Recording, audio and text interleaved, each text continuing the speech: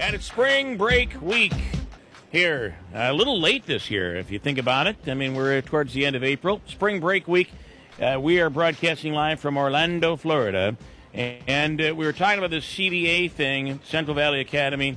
There's some issues going on down there. Some parents seem to have questions. And some of that has hit the news. I had two questions that were called in after we let Dr. Hughes go. And, Andrew, were you able to reach out to him to get him back on the line? I am. He's on right now. Oh, he is now. Dr. Hughes, good morning. Morning. Sorry to bring you back in, but two questions.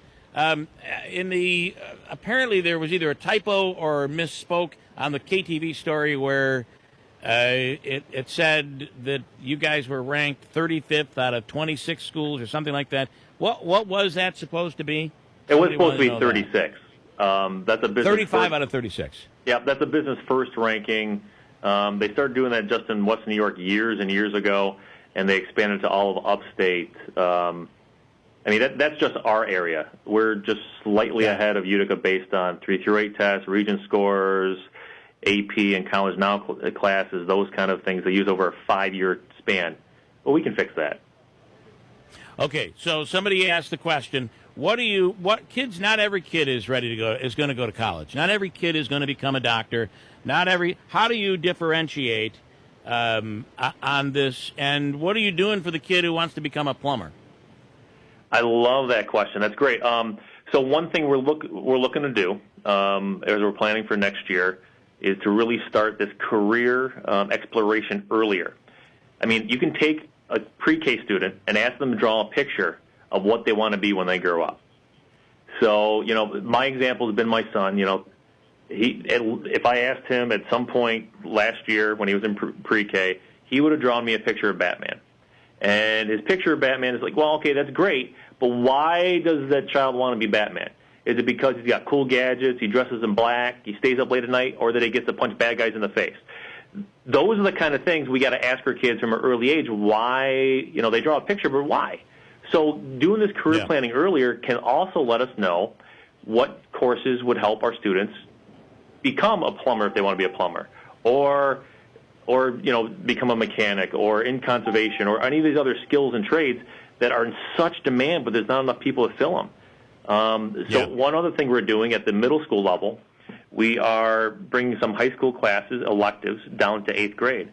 So every 7th grader this year will be able to pick an elective. They can pick student art, they can pick a theater class, they can pick drawing, design, and production, which is more engineering and tech related, which is the base course to get into all those other technology related kind of fields and skilled trades. They can pick all these different electives that are the first step in them figuring out a career path. And that doesn't necessarily mean college. It could mean college. But even if it really comes down to career path. So why do those kids have to be held to the standard, the high standard with reading and writing and math, if they're going to do something more vocational? Oh, plain and simple. I mean, if you just look at the military, you have to read at a high school senior level to be in the military nowadays because it's so technologically advanced. I don't know about you, but I would definitely want my electrician to be able to read a manual or the mechanic fixing my car because they're so technologically advanced now, everything that we have, that they've got to be able to constantly read and get better at their job because things are constantly being updated. So even if a student really has to be able to do math and reading on grade level.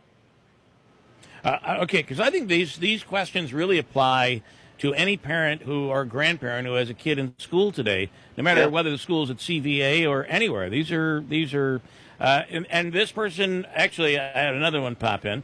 This person wants to know, I supported the merger, but it seems like there's too much being pushed down everybody's throat all at once. How do you respond to that? Well, our kids only have so much time with us. And when you get a group of people in the room, even amongst themselves, say one grade level, even amongst themselves, they can't come up with a decision that everybody can agree to. So all these changes and decisions aren't being made up on our own. These are coming from people in our buildings, in the field, that are bringing problems forward But instead of just bringing problems forward, how about we also bring solutions? A number of these solutions are coming from our teachers and staff.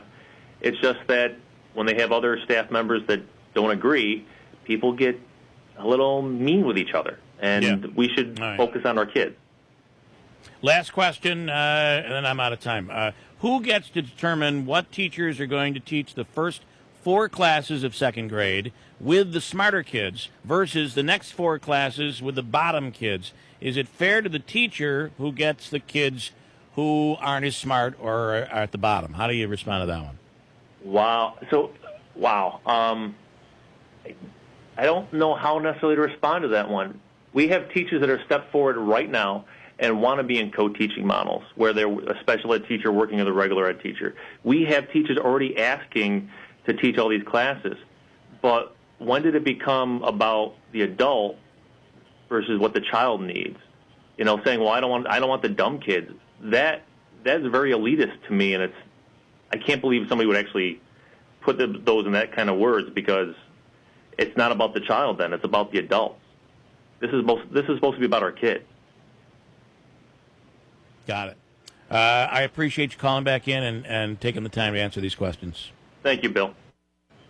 All right, Dr. Richard Hughes. Okay, I got to break quickly, and we have a guest in studio about an event, the Rome Expo, coming up big, and I have Comets tickets, and I have a chance to win $100, $200, or $300 in cash. It's Hobica's money.